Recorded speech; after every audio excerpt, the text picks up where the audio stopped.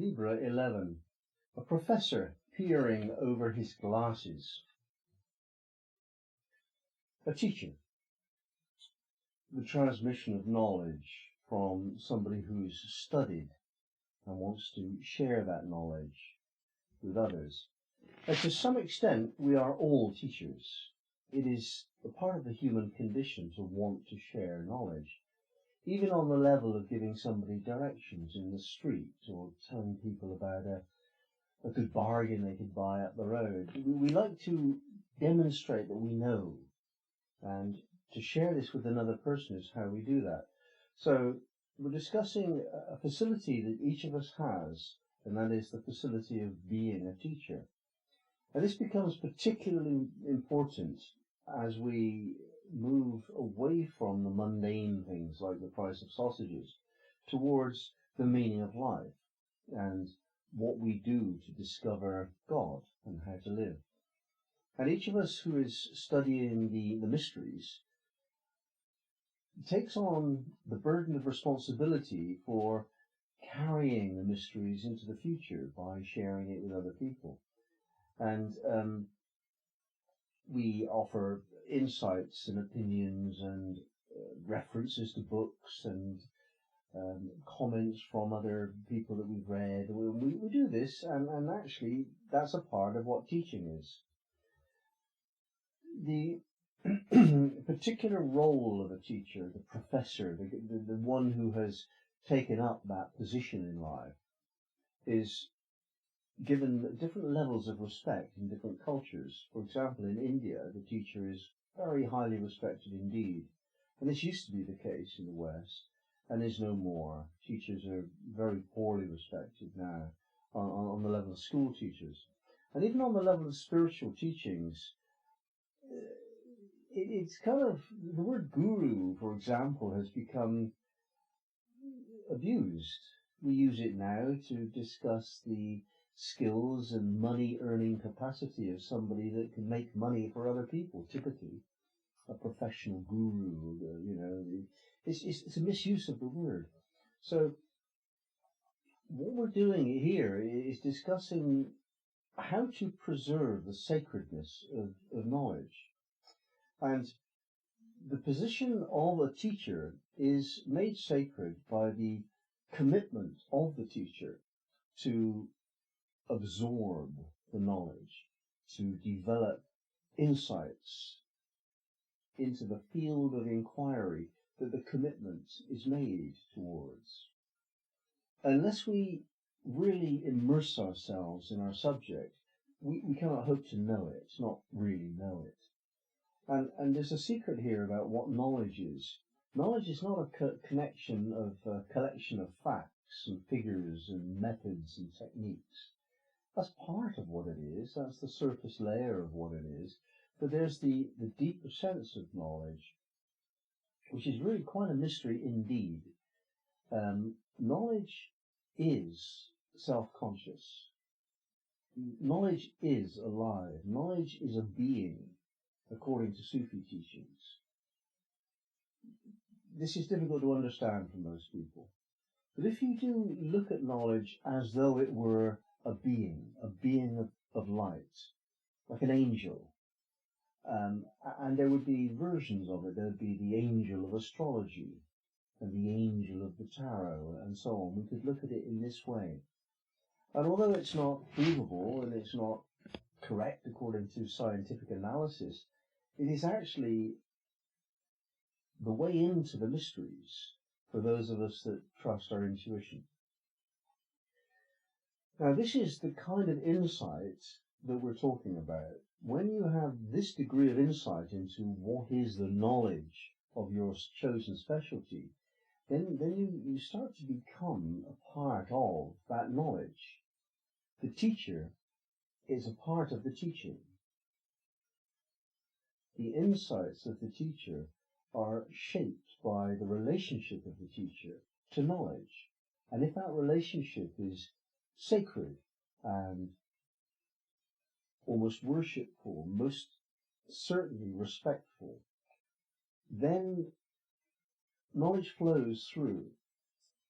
Knowledge can only be known if it is passed down into this field of the knower, us. And that can only happen through a process which is commonly known as channeling, real knowledge. And the process of channeling is a very interesting thing to study. If you surrender entirely to the source of the information, then there's a loss of self, which has got huge dangers within it. And yet, without being able to surrender to that level, that the knowledge can't flow through, is blocked by ego. And so we have this very delicate balance to find between sufficient ego to hold the knowledge and make sure it's good. Because if you open yourself up to sources, you don't know whether they're on your side or not, but whether you actually approve of their standpoint in life. They might be the bad guys for all you know, and you won't tell the difference. You can't feel the difference.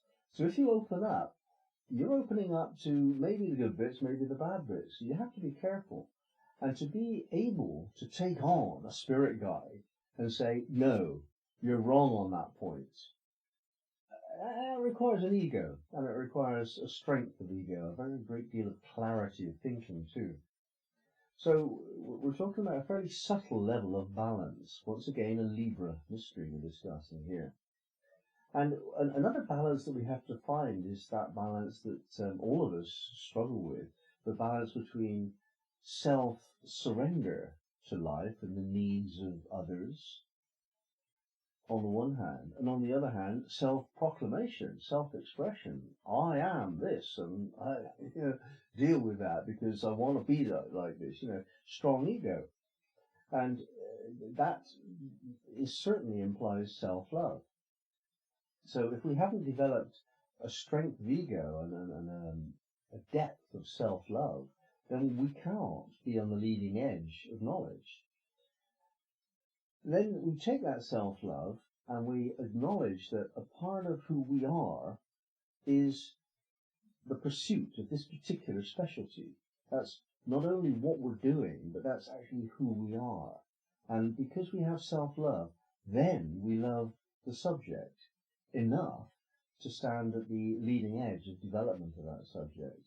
So it evolves as we evolve, and that knowledge evolves through us. Knowledge doesn't exist for us to grasp and bring down to earth. That's wrong. That's a wrong analysis. Knowledge itself is as yet unknown. And we can apply this at any level you like. You can go right to the top with this one. God itself is not known until knowers claim that they know it. Claim that they know it. That's not going to be done with a pink and fluffy ego. That takes a great deal of faith, a lot of courage, a very strong ego to do that. And yet, if you indulge in that ego and you get into arrogance, then the source is blocked, or worse, you'll attract the source of the bad stuff. It's a very, very delicate balance that we have to find with this. Now, of course, the more we develop knowledge and insight and the strength of ego that goes with that, the more influence we tend to hold in our circle, in our lives. And with that influence comes the temptation of strengthening the ego further in the direction of egotism. And the twin risk here is, on the one hand, we get crystallized into believing that what we have already learned is the case, is the fact, and we need to present that to the world. Well, then we've stopped being a teacher. That then is the lecturer. When you say, this is the case, and you say that again next year, and again, and again, and again, and you claim your position in life because you hold this knowledge, that's not knowledge. Those are dated, historical, dead facts and opinions. That's not knowledge. A teacher has to be learning when they're not teaching, because the positive and the negative polarity of this electrical flow of knowledge has to be kept alive. And if the teacher doesn't surrender to the knowledge in some degree of humility and modesty at least, then the negative polarity of knowledge is not awakened. The student has to be the negative pole of the teaching equation. So in the relationship between teacher and the source of knowledge, the teacher is negative and the source of knowledge is positive. Whereas in the relationship between the teacher and the student, the teacher becomes positive and the student is the negative force, negative in the sense of passive, feminine, receiving. So this polarity between positive and negative, knowledge, teacher, student, this equation has to be not only understood conceptually by a teacher, but also felt and realized and committed to. In the Sufi line, it is suggested that teaching cannot be taught, it must be caught, in the sense that you catch an illness. But here you catch the teachings. In other words, it spreads by osmosis.